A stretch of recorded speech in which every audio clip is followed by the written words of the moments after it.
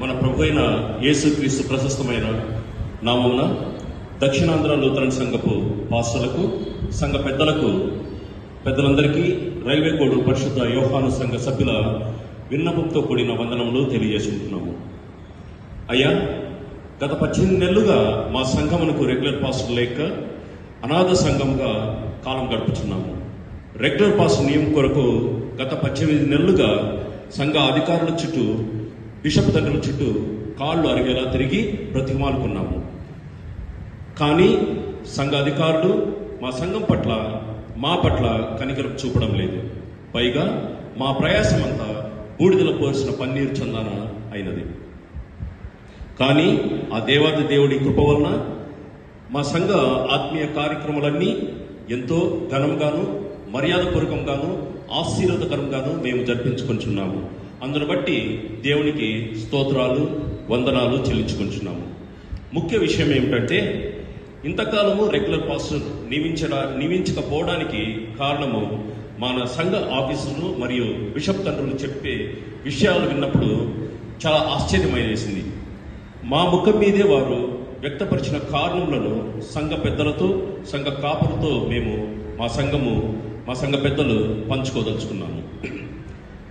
150 సంవత్సరముల క్రితము Germany మిషన్లచే సమకూర్చబడి America మిషన్లచే కాపాడబడిన church ఆస్తులన్నీ అన్ని ప్యారిష్లు లాగానే కోడూరు ప్యారిష్కు కొన్ని వందల కోట్లు విలువ చేసే ఆస్తులు ఉన్నాయి.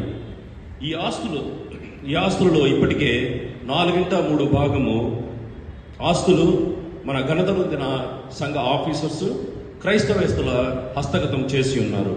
ఇది చాలా బాధాకరమైన విషయం. ఇక మిగిలిన 4/1 కోట్లు విలువ చేసే ఆస్తులు కూడా అమ్మడం, అడ్వాన్సులు తీసుకోవడం కూడా జరిగిపోయింది. మొదలగు కార్యములనే అయిపోయి మిగిలిన ఆస్తులు అన్యుల హస్తగతము చేయడం జరిగింది. ఈ మొత్తం డీల్ సంపూర్ణము చేయడానికి సదరు సంఘ నాయకులతో కోడూరు సంఘము చేతులు కలపాలట. ఇది మాకు ససేమిరా ఇష్టం లేదు. అందుకని మా ప్యారిష్ రెగ్యులర్ పాస్టర్ను నియమించరట. దొల్ల బంగ్లా అమ్మడానికి, ఆస్తులు అమ్మడానికి మా సంఘానికి కాపర నియమించడానికి సంబంధం ఏమిటి? ఇది ఎంతవరకు సమంజసము, ఎంతవరకు ఆశీర్వాదకరము? ఇది ఎంతవరకు దీన్ని సంఘ పెద్దలు, సంఘ కాపులు ఆలోచించవలసిందిగా మనవి చేస్తున్నాము. మరియు ఇట్టి సమస్యాత్మక పరిస్థితుల్లో ఇరు సంఘాల చెందిన పాస్టర్లు ఎవరైనా సరే మా సంఘం యొక్క అంగీకారము, సమ్మతి లేనిదే కోడూరు చర్చిలో పాస్టర్ విధులు నిర్వహించడానికి రావద్దని మనవి చేసుకుంటున్నాము. ఇలా సంఘ అధికారులు, బిషప్ తండ్రుల ఆదేశాలను పాటించి వెళ్ళిన రెవరెండ్ మనోజ్ కుమార్ పాస్టర్ గారు ఎంతటి తీవ్రమైన అస్వస్థత గురి అయినారో మీరందరూ సంఘ పెద్దలకు, సంఘ కాపర్లకు అందరూ తెలిసిన విషయమే. ఇది మీకు అవసరమా?